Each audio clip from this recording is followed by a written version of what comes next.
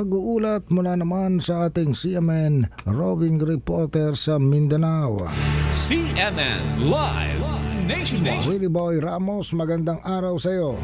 Magandang araw din Ariel, magandang araw Pilipinas o ngayong adlaw mga taga Mindanao. Naging emosyonal ang mga magsasaka ng palay sa North Cotabato na dumalo sa North Cotabato Farmers Alliance Press Conference na ginanap sa Kidapawan City. Tungkol ito sa hirap na kadilang dinaanan at naranasan kaugnay sa napakababang presyo ng palay na binibili lamang sa kanila ng 12 hanggang 14 pesos kada kilo na nagdulot naman ng matinding pagkalugi.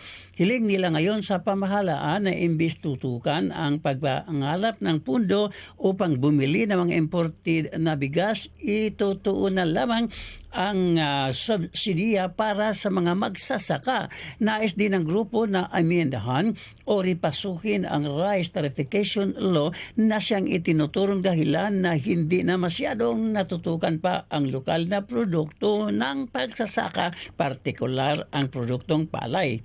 Samantala, halagang 37.6 na milyong piso naman ang nasabat ng Police Regional Office Region 9 na mga smuggled cigarettes lulan ng maliit na bangka na dumuong sa may barangay Campo Islam, Zamboanga City.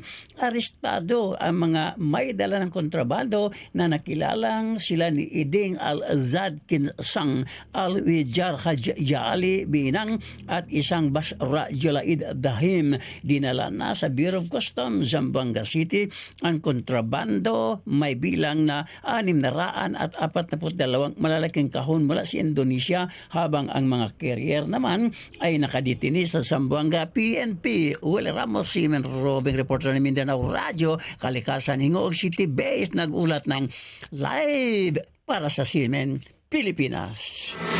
CNN Live Nationwide. Maraming salamat, Willie Boy Ramos, ang ating CMN roving reporter sa Mindanao.